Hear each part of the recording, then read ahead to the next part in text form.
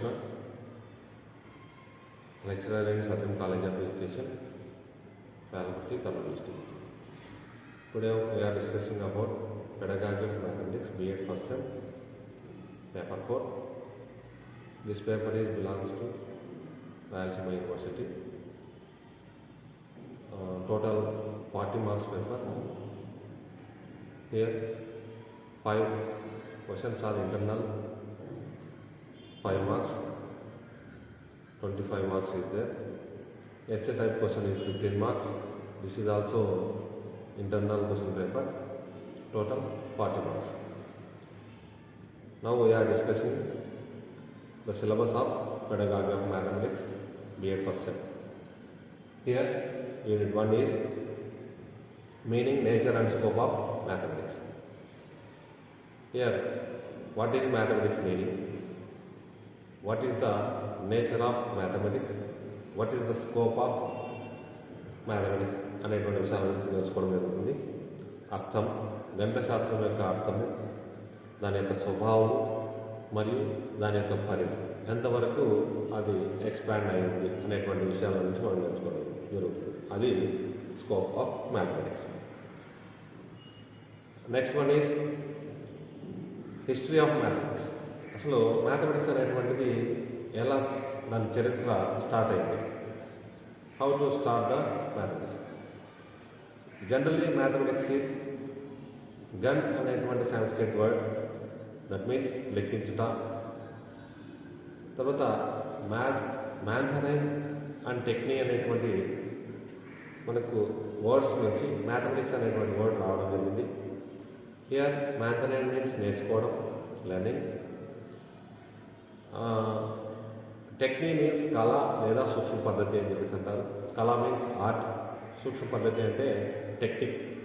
అంటే ఒక టెక్నిక్తో ఎలా నేర్చుకోవాలి అనేటువంటి దాని గురించి ఇక్కడ ఉంటుంది. జనరల్లీ మ్యాథమెటిక్స్ అనేటువంటిది ఎలా ఉంటుందంటే మిగతా సబ్జెక్ట్స్కి డిఫరెంట్. లాంగ్వేజెస్ అన్నీ కూడా ఒకే రకంగా ఉంటాయి. But language is important for knowing the knowledge. ఒక జ్ఞానాన్ని సంపాదించుకోవాలంటే ఖచ్చితంగా మనకు తెలియాల్సినటువంటి విషయం ఏదంటే భాష. ఆ లాంగ్వేజ్ని ఆధారంగా చేసుకొని మనం ఏం చేస్తాము, మిగతా సబ్జెక్ట్స్ని మనము నేర్చుకోవడం, అర్థం చేసుకోవడం, దాన్ని ఉపయోగించుకోవడం జరుగుతుంది. In science and social related both subject, అంటే అవి రెండు ఒక రకంగా ఉంటాయి. Mathematics is different. This is abstract, అంటే కంటికి కనపడినటువంటి అమూర్తమైనటువంటి జ్ఞానం. దీంట్లో అన్నీ కూడా జనరలైజ్ చేసినటువంటి కాన్సెప్ట్స్ ఉంటాయి. అండ్ ఆల్సో టోటల్లీ కాన్సెప్ట్, అంటే భావనలే ఎక్కువగా ఉంటాయి. ఎక్కడ కూడా మనకు ప్రకృతిలో కనపడదు. సమ్ ఎగ్జాంపుల్, ఒక మొక్క, దానికి ఆకులు ఉంటాయి, కాండం ఉంటుంది, వేర్లు ఉంటాయి, దాన్ని చూస్తే తెలిసిపోతుంది. కానీ మ్యాథమెటిక్స్లో ఒక నెంబరింగ్ అనేటువంటి మనం ఇచ్చినటువంటి సింబల్స్, మన మెదడులో నుంచి వచ్చినటువంటి సింబల్స్ అన్నీ అవే ఉంటాయి. అంటే అవన్నీ కూడా మన ఊహాజనితంగా పుట్టించినటువంటివి కాబట్టి అవి ఎక్కడ మనకు ప్రకృతిలో కనపడదు. కాబట్టి దాన్ని మనం ఏమంటామంటే అమూర్త జ్ఞానం అని చెప్పేసి అంటాం. దాన్ని మనం ఏమంటామంటే ఆబ్స్ట్రాక్ట్. అమూర్త జ్ఞానానికి సంబంధించినటువంటి విషయాన్ని గురించి మనం నేర్చుకోవడం జరుగుతుంది అక్కడ. సరే, ఇప్పుడు మనం ఫస్ట్ యూనిట్లో ఏముంది అనేటువంటి విషయాన్ని మనం నేర్చుకుంటే, already we're discussing meaning, nature and scope of mathematics. డీటెయిల్గా మనం నెక్స్ట్ క్లాస్లో డిస్కస్ చేస్తాం. హిస్టరీ ఆఫ్ మ్యాథమెటిక్స్, ఎలా మనకు మ్యాథమెటిక్స్ అనేటువంటిది రావడం జరిగింది, దాని యొక్క చరిత్ర అనేటువంటి విషయాల గురించి నేర్చుకుంటాం. కంట్రిబ్యూషన్ ఆఫ్ ఇండియన్ మ్యాథమెటిషియన్స్, అంటే ప్రఖ్యాతి చెందినటువంటి భారతీయ శాస్త్రవేత్తలకు సంబంధించినటువంటి విషయాల గురించి నేర్చుకోవడం జరుగుతుంది. అందులో ఆర్యభట్ట, శ్రీనివాస రామానుజం, భాస్కరాచార్య, ఇలా బ్రహ్మగుప్త, వరాహమిహిర ఇలాంటి వ్యక్తుల గురించి, గణిత శాస్త్రవేత్తల గురించి మనం నేర్చుకోవడం జరుగుతుంది. నెక్స్ట్ వన్ వచ్చేసి ప్రఖ్యాతిగాంచినటువంటి పాశ్చాత్య దేశానికి సంబంధించినటువంటి శాస్త్రవేత్తల గురించి నేర్చుకోవడం జరుగుతుంది. That one is contribution of western mathematicians. వాళ్ళలో మనకు కొంతమంది పేర్లు ఇక్కడ ఇవ్వడం జరుగుతుంది. Euclid, Pythagoras, René Descartes, George Cantor. వీళ్ళు మ్యాథమెటిక్స్పై ఎటువంటి సేవలు చేశారు, వాళ్ళు మ్యాథమెటిక్స్పై ఏమేమి కృషి చేశారు అనేటువంటి విషయాల గురించి నేర్చుకోవడం జరుగుతుంది. Next correlation of mathematics with other school subjects and with other branches of mathematics. Correlation means సహసంబంధం అంటే లింక్. మ్యాథమెటిక్స్కు మిగతా సబ్జెక్టులకు ఉన్నటువంటి సంబంధం ఏమి, మ్యాథమెటిక్స్లో ఉన్నటువంటి విషయాలకు అంటే సబ్జెక్టుకు అదే సబ్జెక్టులో ఉన్నటువంటి మిగతా టాపిక్స్కు ఉన్నటువంటి రిలేషన్ ఏమనేటువంటి గురించి నేర్చుకుంటాం. దీంట్లో 2 టైప్స్ ఉంటాయి.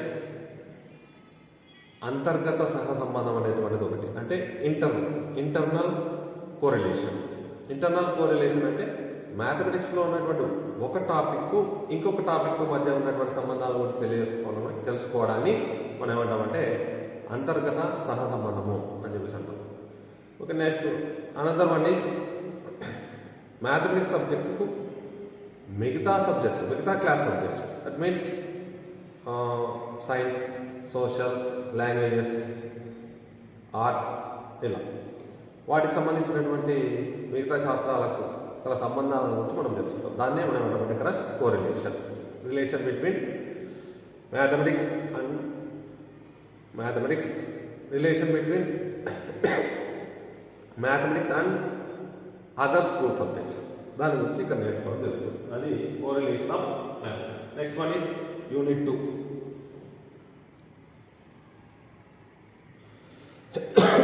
That is AIIMS and objectives of teaching mathematics. ఉద్దేశము, లక్ష్యాలు, గణిత బోధనలో మన ఉద్దేశాలు మరియు లక్ష్యాల గురించి నేర్చుకోవడం జరుగుతుంది. Here need of establishing general objectives for teaching mathematics. అంటే ఈ గణిత శాస్త్ర బోధనలో ఈ సాధారణ లక్ష్యాల యొక్క ఆవశ్యకత ఏమి, దాని ప్రాముఖ్యత ఏమి అనేటువంటి దాని గురించి నేర్చుకుంటాం. Importance of general objectives in teaching mathematics. AIIMS, values and general objectives of teaching mathematics. గణిత బోధనలో ఉద్దేశాలు, విలువలు మరియు సాధారణ లక్ష్యాలకు సంబంధించినటువంటి విషయాల గురించి నేర్చుకోవడం జరుగుతుంది. That is 2.2. Specific objectives and teaching points of various content areas in different branches of secondary school mathematics. మ్యాథమెటిక్స్లో మెయిన్గా 3 బ్రాంచెస్ ఉంటాయి. That one is number 1 arithmetic, number 2 is algebra, third one is geometry. అంటే అంకగణిత శాస్త్రం, బీజగణితము, రేఖాగణితానికి సంబంధించినటువంటి విషయాలని మనం ఏమంటాం గణితంలో ఉన్నటువంటి శాఖలుగా మనం చెప్పుకోవడం జరుగుతుంది. Next one is recommendation of various educational committees and commissions as regarded to aims and objectives and teaching mathematics. గణిత బోధనలో సాధారణ లక్ష్యాలకు సంబంధించినటువంటి విషయాలను గురించి వివిధ కమిటీలు ఏమేమి నిర్ణయాలు ఇచ్చాయి, ఎటువంటి లక్ష్యాలు ఉంటే బాగుంటాయి, ఎటువంటి ఉద్దేశాలు ఉంటే బాగుంటాయి అనేటువంటి విషయాల గురించి మనం 2.24లో మనం నేర్చుకుంటుంది. Meaning and concept of academic standards of CCE. CCE means continuous comprehensive evaluation.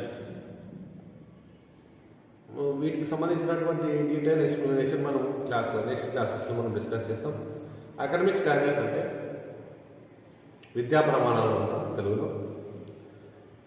వచ్చేసి మ్యాథమెటిక్స్ను కంక్లూడ్ చేసి అంటే సారాంశాన్ని అంతా కూడా ఇందులో పొందుపరిచి ఇవి పిల్లలకు ఏర్పరచగలిగితే వాడు మ్యాథమెటిక్స్ను ఉపయోగించుకోవడం, దాని యొక్క సామర్థ్యాన్ని వాడికి అలవాడడం అనేటువంటి జరుగుతుంది అనేటువంటిది మనం విద్యా ప్రమాణాల గురించి నేర్చుకోవడం జరుగుతుంది. In academic standards there are 5 types is there. One is problem solving, samasya sadhana. Next one is reasoning and proof. Third one is communication. Fourth one is connections. Fifth one is representation. Samasya sadhana, కారణాలు మరియు నిరూపణ, వ్యక్తపరచడం, అనుసంధానం. Fifth one is representation. That means ప్రాతినిధ్యపరచడం. ఇవన్నీ కూడా ఎలా ఉంటాయంటే ఒక సిరీస్ ప్రకారం వస్తుంది. ఫస్ట్ పిల్లలకు ప్రాబ్లం సాల్వింగ్ ఎలా చేయాలనేటువంటి విషయాన్ని గురించి డిస్కస్ చేస్తాం. అంటే లెక్క చేయడం ఎలా అనేటువంటిది నేర్పిస్తాం. దాని తర్వాత ఏం చేస్తామంటే ఆ లెక్కలో ఉన్నటువంటి ప్రతి అంశాన్ని ఏ స్టెప్ ఎందుకు వేస్తున్నాం అనేటువంటి రీజన్ తెలియజేస్తాం. తర్వాత లాస్ట్ ప్రూఫ్ ఎలా వస్తుంది అనేటువంటిది, దాన్ని సరిచూచుకోవడం ఎలా అనేటువంటి దాని గురించి డిస్కషన్ చేసేది రెండవ వాటిలో. అదే రెండవ విద్యా ప్రమాణం, second academic standard. That is కారణాలు తెలుపుట మరియు నిరూపణ. థర్డ్ వన్ ఈజ్ వ్యక్తపరచడం. అంటే పిల్లవాడు ఆ ప్రాబ్లంను ఇతరులకు చెప్పగలిగేటువంటి సామర్థ్యం వస్తుంది. That is third educational standard. ఎప్పుడైతే వాడికి వ్యక్తపరచడం వచ్చిందో ఆ ప్రాబ్లం వాడికి అండర్స్టాండింగ్ అయిపోయినట్టు. ఆ అండర్స్టాండింగ్ అయినటువంటి ప్రాబ్లము నెక్స్ట్ అంటే ఇక్కడ ఏం చేస్తాం, విద్యా ప్రమాణం ఒకదానికి బట్టి దాని యొక్క కెపాసిటీ పెరుగుతూ వస్తుంది, సామర్థ్యం పెరుగుతుంది. ఫస్ట్ ఏం చేస్తాం, ప్రాబ్లం నేర్పిస్తాం, దాన్ని మనం ఏమంటాం సమస్య సాధన. నెక్స్ట్ వన్ ఈజ్ కారణాలు తెలుపుట మరియు నిరూపించడం. అంటే ఏ స్టెప్ ఎందుకు వేస్తున్నాం, ఎందుకు ఇది రాసుకుంటున్నాం, ఎందుకు ఈ ప్రాబ్లం ఇలానే చేయాలా అనేటువంటి కారణాలను తెలుసుకుంటాం. దాని తర్వాత ఏం చేస్తాడు, ఆ కారణాలు తెలుసుకున్నటువంటి వాటిని నిరూపణ చేయడం అనేటువంటి జరుగుతుంది. ఇక్కడ ఇతరులతో డిస్కషన్ చేయడం. ఇంకా నెక్స్ట్ ఇక్కడ అకాడమిక్ స్టాండర్డ్లో ఏమొస్తుంది, ఎప్పుడైతే కారణాలు తెలుపుతున్నాడో దానికి సంబంధించిన అంశాలను వాడు ఇతరులకు చెప్పగలుగుతున్నాడంటే ఆ ప్రాబ్లం వాడికి డ్యామ్షూర్గా వచ్చినట్టు ఇతరులకు చెప్పగలుగుతున్నాడు. దాన్ని మనం ఏమంటాం వ్యక్తపరచడం. Next one is fourth one. ఎప్పుడైతే ఇతరులకు చెప్పడం వచ్చిందో వాడు దాన్ని ఎక్కడైనా కానీ ఉపయోగించుకోలేటువంటి సామర్థ్యం వాడిలో డెవలప్ అవుతుంది. దాన్నే ఫోర్త్ వన్ అనుసంధానం, కనెక్షన్స్ అంటాం. అంటే ఇక్కడ నేర్చుకున్నటువంటి ప్రాబ్లాన్ని వాడు నిత్య జీవితంలో నేర్చుకోవడం జరుగుతుంది. దాన్ని మనం ఇక్కడ ఏమంటాం, ఫోర్త్ వన్ ఈజ్ అనుసంధానం, కనెక్షన్స్ అని చెప్పేసి అంటాం.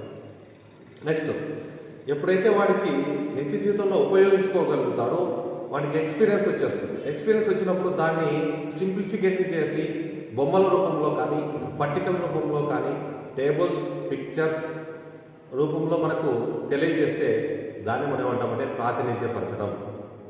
అంటే లెక్కను అదే విధంగా తెలుపకుండా సింపుల్గా బొమ్మల రూపంలో కానీ ఇంకొక రూపంలో కానీ తెలియజేయండి. ఇప్పుడు ఒక క్రికెట్ మ్యాచ్ జరిగినప్పుడు టోటల్ అంతా కూడా ఒక పిక్చర్ రూపంలో, గ్రాఫ్ రూపంలో వేస్తారు.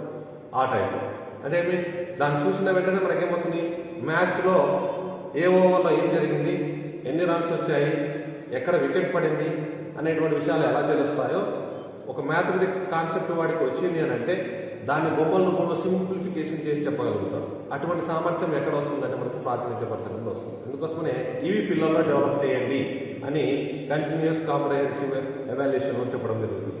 Next one is linking Bloom's taxonomy with academic standards. First 1948లో బిఎస్ బ్లూమ్ అనేటువంటి వ్యక్తి ఈ వర్గీకరణ చేయడం జరిగింది. దేనిపై వర్గీకరణ చేశాడంటే, క్లాసిఫికేషన్ చేశాడంటే విద్యార్థి యొక్క ప్రవర్తనపై 3 రంగాలు ఆధారపడి ఉంటాయి. అంటే స్టూడెంట్స్ బిహేవియర్ 3 డొమైన్స్పై ఆధారపడి ఉంటాయి, అంటే బేస్ అయి ఉంటాయి అనేటువంటి, డిపెండ్ అయి ఉంటాయి అనేటువంటి విషయాన్ని తెలుసుకుని అతను వాళ్ళ కొలీగ్స్తో కొంతమందితో కలిసి 3 డొమైన్స్ తయారు చేయడం జరిగింది. Cognitive domain, affective domain, psychomotor domain. ఇవన్నీ వచ్చేసి అన్ని రంగాలలో డెవలప్మెంట్ రావడం కోసమని, పిల్లవాళ్ళ యొక్క బిహేవియర్లో చేంజెస్ తీసుకురావడం కోసమని మనకు ఈ బ్లూమ్స్ టాక్సానమీ మనకు ఉపయోగపడుతుంది. బ్లూమ్స్ టాక్సానమీ లేదా బ్లూమ్స్ వర్గీకరణ, క్లాసిఫికేషన్ ఆఫ్ బ్లూమ్స్ అని కూడా అనవచ్చు. ఇది ఫస్ట్ అండ్ సెకండ్ యూనిట్స్.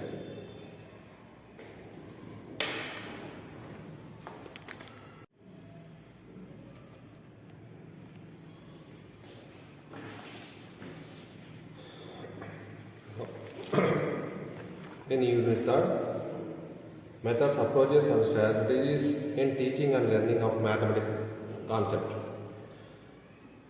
ఎలా చెప్పాలి మ్యాథమెటిక్స్ అనేటువంటి విషయాల గురించి ఈ చాప్టర్లో మనం తెలుసుకోవడం జరుగుతుంది. how to teach the mathematics. Here different types of approaches is there. First పిల్లలకు కాన్సెప్ట్ ఇవ్వడం అనేటువంటిది ఇంపార్టెంట్. కాన్సెప్ట్ అనేటువంటిది అంతవరకు వాళ్ళలో నిక్షిప్తం కానటువంటి సింబల్స్ను, గుర్తులను మనము అర్థమయ్యేటట్లుగా వారిలో హృదయంలో ఏర్పరచడాన్ని మనం సింపుల్గా కాన్సెప్ట్ అని చెప్పుకోవచ్చు. దాన్ని మనం ఆ విషయాల గురించి మనకు ఇక్కడ నేర్చుకోవడం జరుగుతుంది. యూనిట్ 3.1 కాన్సెప్ట్ అంటే హృదయంలో నిక్షిప్తం చేయబడినటువంటి విషయం, గుర్తు,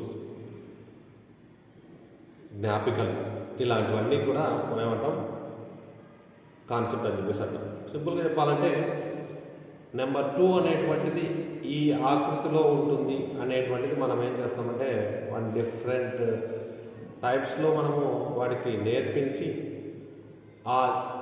అది ఎదురుగా లేకపోయినా కానీ దాని యొక్క సింబల్ని వాడు రాయడం జరుగుతుంది. అంటే అది ఎక్కడ ఏర్పడి ఉంటుంది, వాడి మెదడులో కానీ వాడి హృదయంలో కానీ నిక్షిప్తమై ఉంటుంది. దాన్ని ఏర్పరచడాన్ని మనం ఏమంటామంటే కాన్సెప్ట్. అంటే తెలియని విషయాన్ని, అప్పటి వరకు తెలియనటువంటి విషయాన్ని పిల్లవాడికి కాన్సెప్ట్ రూపంలో ప్రతి సబ్జెక్టులో మనం ఇవ్వడం జరుగుతుంది. Very very very important. కాన్సెప్ట్ని ఎలా ఇవ్వాలి అనేటువంటిదే ఇంపార్టెంట్. అది టీచర్గా మనం తెలుసుకోవడం ఖచ్చితంగా చేయాలి. ఎందుకంటే కాన్సెప్ట్ పిల్లలకు ఇవ్వకపోతే బైహార్ట్ చేసి చదవడం అనేటువంటిది జరుగుతుంది. దట్టు మనం మ్యాథమెటిక్స్లో బైహార్ట్ చేయడానికి అవకాశమే ఉండదు. కాబట్టి ఎవ్రీ కాన్సెప్ట్ను మనం లింక్ చేస్తూ మ్యాథమెటిక్స్ నేర్పించడం జరుగుతుంది. మ్యాథమెటిక్స్లో లింకింగ్ లేకపోతే వేరే అంశాన్ని కూడా నేర్చుకోలేకపోతాం, అంటే వేరే టాపిక్ నేర్చుకోలేకపోతాం. ఇప్పుడు నెంబర్స్తో లింక్ అయి ఉండేటువంటిది డిఫరెంట్ టైప్స్ ఆఫ్ నెంబర్స్, అంటే ప్రైమ్ నెంబర్స్, కాన్సిక్యూటివ్ నెంబర్స్, తర్వాత odd numbers, even numbers, like that. అది అయిపోయిన తర్వాత వాడు ఏం నేర్చుకుంటాడు, LCM, addition, subtraction, multiplication, division, వాటి గురించి నేర్చుకుంటాడు. అంటే ఫస్ట్ మనం ఏం నేర్పించాలా, నెంబరింగ్ ఎలా రాయాలా, ఆ నెంబర్కు ఎన్ని ఆబ్జెక్ట్స్ వస్తాయి, అంటే ఎన్ని వస్తువులు వస్తాయి, ఎన్ని చాక్లెట్లు వస్తాయి, ఇలాంటివి నేర్పించడం జరుగుతుంది. అంటే 2 అంటే 2 చాక్లెట్లు ఇవ్వాలా అనేటువంటిది వాడికి నేర్పించాలి. అది మనకు ఆ విధంగా నేర్పించడాన్ని, ఆ 2 అనేటువంటి సింబల్ను పిల్లవాడిలో నిక్షిప్తం చేయడాన్ని, వాడి హృదయంలో నిక్షిప్తం చేయడాన్ని మనం ఏమంటామంటే కాన్సెప్ట్. ఉద్దీపన తరగతికి చెందినటువంటి అంశాన్ని పిల్లవాడిలో ఏర్పరచడాన్ని మనం ఏమంటామంటే భావన అని చెప్పేసి అంటాం. వాటి గురించి మనం డీటెయిల్గా నెక్స్ట్ క్లాస్లో నేర్చుకుందాం. తర్వాత నెక్స్ట్ వన్ వచ్చేసి 3.2 creating awareness among student teachers on various concept of arithmetic, algebra, geometry, trigonometry, stats, like that. అంటే 6th నుంచి 10th క్లాస్ లోపల ఉన్నటువంటి పిల్లలకు ఈ ఆల్జిబ్రాను, అర్థమెటిక్ను, జామెట్రీని, దానికి సంబంధించినటువంటి కాన్సెప్ట్ను పిల్లలకు ఎలా ఇవ్వాలి అనేటువంటి విషయాల గురించి నేర్చుకోవడం జరుగుతుంది. నెక్స్ట్ వన్ వచ్చేసి methods of teaching mathematics. In mathematics మెయిన్గా inductive method, deductive method, analytic method, synthetic method, laboratory method, heuristic method, project method, ఇవి మనకు ఉన్నటువంటి మెథడ్స్ మెయిన్లీ. దాని తర్వాత యాక్టివిటీ బేస్డ్ మెథడ్, కృత్యాధార పద్ధతి అనేటువంటి దాని గురించి నేర్చుకోవడం జరుగుతుంది. ఆగమన పద్ధతి, నిగమన పద్ధతి, విశ్లేషణ పద్ధతి, సంశ్లేషణ పద్ధతి, ప్రయోగశాల పద్ధతి, హ్యూరిస్టిక్ మెథడ్ మీన్స్ అన్వేషణ పద్ధతి, ప్రాజెక్ట్ పద్ధతి మీన్స్ పరికల్పన పద్ధతి, తర్వాత యాక్టివిటీ బేస్డ్ మెథడ్ మీన్స్ కృత్యాధార పద్ధతుల గురించి మనము ఇక్కడ మెయిన్గా నేర్చుకోవడం అనేటువంటిది జరుగుతుంది in this topic. Next one వచ్చేసి 3.4 ప్రాబ్లమ్ సాల్వింగ్ స్టేజెస్. అంటే ఎక్కడెక్కడైతే పిల్లవాడు లోపాలు చేస్తూ ఉన్నాడో ఆ ప్రాబ్లమ్ ఎలా సాల్వ్ చేయాలా. జనరల్గా నెంబరింగ్ ఉన్నటువంటి ప్రాబ్లమ్స్ ఈజీగా చేస్తాడు పిల్లవాడు, కానీ వర్డ్ ప్రాబ్లమ్స్ చేయలేకపోతున్నాడు. దానికి కావాల్సినటువంటి జ్ఞానం వాడికి ఎందుకు రావడం లేదు, ఎందుకు అవి సరిగా చెప్పలేకపోతున్నాడు, సరిగా నేర్చుకోలేకపోతున్నాడు అంటే నెంబరింగ్ని వర్డ్ ఫామ్లోకి వాడు అండర్స్టాండింగ్ చేసుకోవడం లేదని దాని అర్థం. యాక్చువల్గా చిన్నప్పుడు మనం నేర్పించడం విస్తరణ పద్ధతి, ఎక్స్పాండింగ్ అని చెప్పాను. అంటే ఒక నెంబర్ని ఎక్స్పాండ్ చేయమని, అంటే ఏమి 2432, 2432. Here place value, face value వాడికి తెలిసి ఉంటే ఎక్స్పాండ్ ఈజీగా చేస్తారు. 2000 అంటే 2000 రాస్తారు. 400 అంటే 400 ప్లస్ 400 అని రాస్తాం, ప్లస్ 30 అని రాస్తాం, ప్లస్ 2 అని రాస్తాం. అంటే ఇక్కడ ఏం చేస్తాం మనము ప్లేస్ వాల్యూస్ ప్రకారం డివైడ్ చేయడం జరుగుతుంది. ఫేస్ వాల్యూ మీన్స్ 2, ఎక్కడ ఉన్న దాని వాల్యూ అంతే 2, దాన్ని మనం ఏమంటాం ఫేస్ వాల్యూ అని చెప్తాం. అది 100s ప్లేస్లో ఉందనుకోని 200 అవుతుంది, అదే 1000s ప్లేస్లో ఉందనుకోండి 2000 అవుతుంది. కాబట్టి ఇవి ఫేస్ వాల్యూ, ప్లేస్ వాల్యూ తెలిసిందంటే వాడు వర్డ్ ఫామ్లోకి మార్చగలుగుతాడు, అదేవిధంగా నెంబరింగ్లో కూడా వాడు రాయగలుగుతాడు, అంతే తేడా. కాబట్టి ఈ విషయాలు అంటే వర్డ్ ప్రాబ్లమ్స్ ఎందుకు కష్టమవుతున్నాయి, లాజికల్ థింకింగ్ ఎందుకు లేకపోతుంది అనేటువంటి విషయాల గురించి మనం నేర్చుకోవాలి. ఇక్కడ ఇవన్నీ ఎలా నేర్పించబడతాయంటే ముందు క్లాస్లో అంటే 3.2లో మనం చెప్పుకోవడం జరుగుతుంది, 3.3లో మెథడ్స్ గురించి చెప్పుకోవడం జరుగుతుంది. ఈ మెథడ్స్లో చెప్పుకున్నటువంటి విషయాలను బట్టి పిల్లలకు ఎలా నేర్పిస్తే కాన్సెప్ట్ బాగా అర్థమవుతుంది, ఏ మెథడ్ నేర్పిస్తే బాగా అర్థమవుతుంది అనేటువంటి విషయాల గురించి అక్కడ నేర్చుకుంటాం. ఆ మెథడ్లో వాడికి చెప్పడం జరుగుతుంది. చెప్పినప్పుడు దాంట్లో ఉన్నటువంటి విషయాలను వాడు ప్రాబ్లమ్ సాల్వింగ్లో అంటే వర్డ్ ప్రాబ్లంలో ఎలా చేసుకోవాలి అనేటువంటి విషయాన్ని అర్థం చేసుకోగలుగుతాం. ఒకవేళ అక్కడ అర్థం కాకపోతే ఏ విషయాలు కష్టమైనటువంటి పిల్లవానికి ఏ విషయాలు కష్టము, ఏ టాపిక్స్ డిఫికల్టీగా ఉన్నాయి, ఆ టాపిక్స్ మనం ఎలా నేర్పిస్తే బాగుంటుంది అనేటువంటి విషయాల గురించి చర్చించుకోవడం జరుగుతుంది. అది 3.4 trigonometry, geometry, arithmetic, algebra, probability, statistics అనేటువంటి వాటి గురించి నేర్చుకోవడం జరుగుతుంది. మెయిన్గా ఈ సబ్జెక్ట్స్ పిల్లవాడికి ఎందుకు ఉపయోగపడుతున్నాయని తెలియడం లేదు, అవసరం తెలియజేసినప్పుడు దానికి సంబంధించినటువంటి విషయాన్ని బాగా నేర్చుకోగలుగుతాం. కాబట్టి పిల్లవానికి కాన్సెప్ట్ ఇస్తూ సరైనటువంటి పద్ధతిలో చెప్తూ ఎక్కడెక్కడైతే డిఫికల్టీగా ఉందో దాన్ని ఎలా చెప్తే బాగుంటుంది అనేటువంటి విషయాల గురించి ప్రాబ్లమ్ సాల్వింగ్లో మనం నేర్చుకోవడం జరుగుతుంది. నెక్స్ట్ వన్ వచ్చేసి concept attainment model of Jerome Bruner అనేటువంటి వ్యక్తి ఏం చెప్తున్నారంటే మొత్తంగా నేర్చుకోవడం, సాంఘికంగా నేర్చుకోవడం, సమాజానికి అర్థమయ్యేటువంటి విధంగా వివిధ భాగాలుగా విభజిస్తూ నేర్చుకోవడం ఎలా అనేటువంటి విషయాల గురించి నేర్చుకోవడం జరుగుతుంది. అక్కడ బ్రూమర్ మ్యాథమెటిక్స్ను ఎలా నేర్చుకోవాలి అనేటువంటి విషయాన్ని గురించి చెప్తాడు, ఆ మెథడ్ మనం నేర్చుకోవడం జరుగుతుంది. నెక్స్ట్ వన్ వచ్చేసి unit 4 planning for teaching learning mathematics అనే కాదు, ప్రతి మెథడాలజీలో ప్రతి పెడగాగిలో ఉంటుంది మైక్రో టీచింగ్ అనేటువంటి. యాక్చువల్గా ఒక టీచరు డైరెక్ట్గా 45 మినిట్స్ చెప్పమంటే చెప్పలేడు, కాబట్టి 10 to 5 మినిట్స్ చెప్పమంటే ఈజీగా చెప్పగలుగుతారు.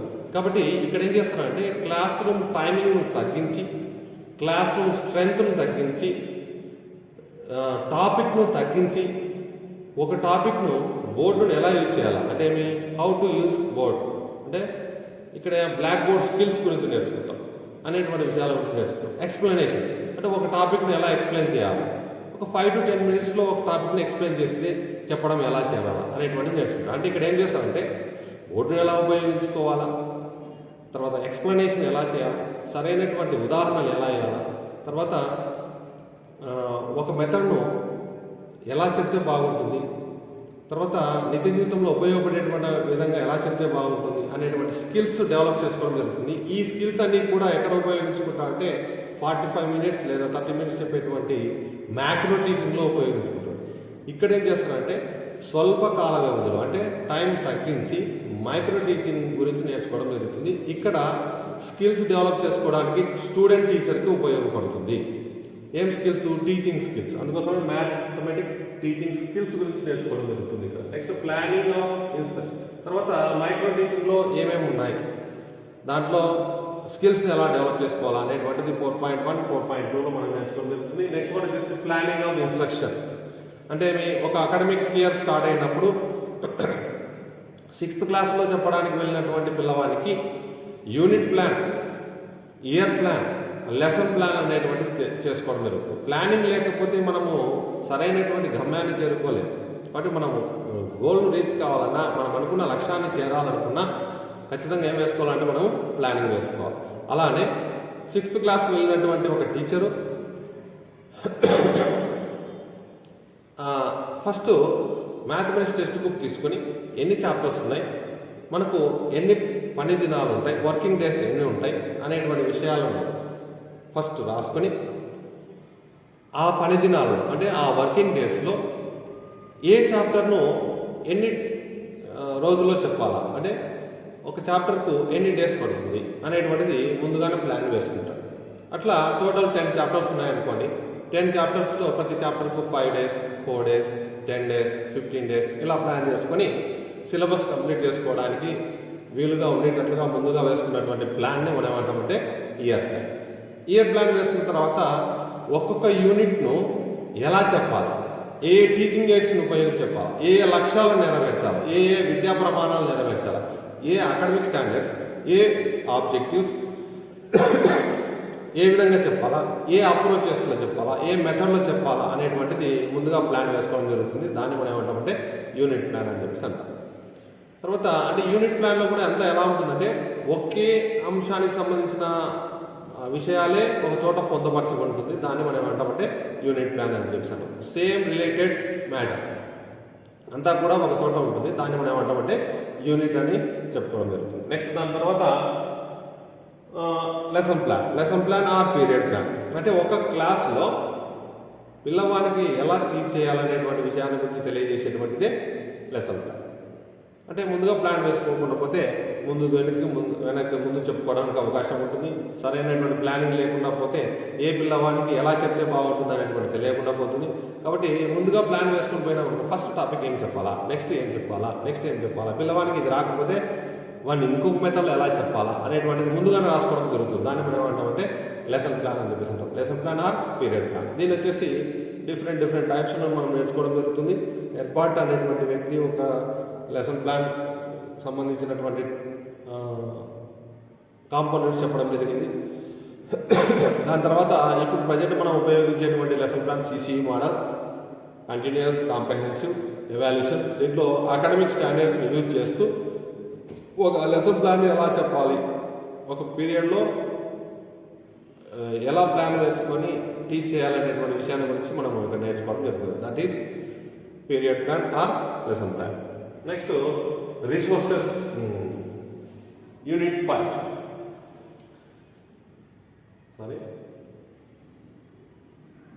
Technology integrated lesson planning, the lesson by digital technology. Digital టెక్నాలజీలో మనము లెసన్ ప్లాన్ ఎలా చెప్పాలనేటువంటి విషయాన్ని గురించి మనం అక్కడ నేర్చుకోవడం జరుగుతుంది.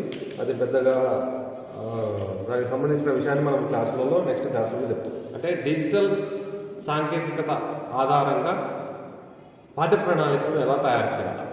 అంటే సపోజ్ డిజిటల్ అంటే ఇక్కడ ఏం చేస్తామంటే ఎలక్ట్రానిక్స్ను ఉపయోగించి, కొన్ని మిషన్స్ను ఉపయోగించి, స్లైడ్స్ను ఉపయోగించి, ఓవర్ హెడ్ ప్రొజెక్టర్స్ను ఉపయోగించి ఎలా చెప్తే బాగుంటుంది అనేటువంటి చెప్పుకోవడానికి మనం ఏమంటాం డిజిటల్ ఆధారంగా తెలియజేసేటువంటి పాఠ్య ప్రణాళిక. అంటే డిజిటల్ టెక్నిక్స్ని యూజ్ చేస్తూ లెసన్ ప్లాన్ ఎలా చేయాలి. ఇప్పుడు మనం చెప్పేది కూడా one type of digital technology ఇది కూడా.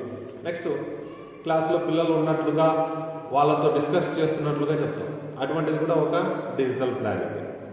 తర్వాత ఎక్కడో మీడియా ఉంటుంది, అక్కడ నుంచి అన్ని చోట్లకు ఒకేసారి ప్రసారం చేయడం జరుగుతుంది, టీచింగ్ చేయడం జరుగుతుంది. అలాంటివన్నీ కూడా డిజిటల్ ఆధారంగా చేసేటువంటి lesson plan, teaching plan. Okay, next one వచ్చేసి 5th చాప్టర్ గణిత శాస్త్ర అభ్యసన వనరులు, planning for learning resources in mathematics. Planning for learning resources for teaching mathematics అనేటువంటి వాటి గురించి నేర్చుకోవడం జరుగుతుంది. దీంట్లో వచ్చేసి మెయిన్గా టెక్స్ట్ బుక్ గురించి నేర్చుకోవడం.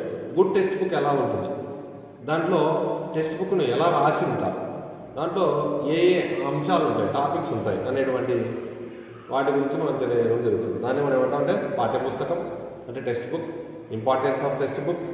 తర్వాత good text books, good mathematics text book ఎలా ఉంటుంది, దాని యొక్క క్యారెక్టరిస్టిక్స్ ఏమి అనేటువంటి వాటి గురించి నేర్చుకోవడం జరుగుతుంది. నెక్స్ట్ సెకండరీ స్థాయిలో పాఠ్యపుస్తకాన్ని ఎలా ఎవాల్యుయేట్ చేయాలా అనేటువంటి విషయాల గురించి నేర్చుకోవడం జరుగుతుంది. నెక్స్ట్ 9వ తరగతి పాఠ్యపుస్తకము విశ్లేషణ చేయడం అనేటువంటి జరుగుతుంది. అంటే 9th క్లాస్ టెక్స్ట్ బుక్ను ఎలా అనలైసిస్ చేయాలా అనేటువంటి అంశాన్ని గురించి నేర్చుకోవడం జరుగుతుంది. దృశ్య శ్రవణ పరికరాలు అంటే ఆడియో విజువల్ టీచింగ్ ఎయిడ్స్. మనకు డిఫరెంట్ టైప్స్ ఆఫ్ రిసోర్సెస్ ఉన్నాయి మనకు. ఒకటి audio visual, video visual, audio resources, video resources, audio video resources అనేటువంటి మనకు ఐసీటీలో నేర్చుకోవడం జరుగుతుంది. దీంట్లో వచ్చేసి దృశ్య శ్రవణ పరికరాలు లేదా వనరుల గురించి నేర్చుకోవడం జరుగుతుంది. దీన్ని ఇంకొక రకంగా టీచింగ్ ఎయిడ్స్ అని కూడా అంటారు, అంటే బోధనోపకరణాలు అని చెప్పేసి అంటాం. అంటే ఇప్పుడు టేప్ రికార్డ్, రేడియో మాత్రమే యూజ్ చేసినాం అనుకోండి, దాన్ని మనం ఏమంటామంటే శ్రవణ వనరులు అని చెప్పేసి అంటాం. Resources of audio. Next only picture చూపిస్తున్నాం, చార్ట్ కానీ స్లైడ్స్ కానీ ఇవన్నీ చూపిస్తున్నాం.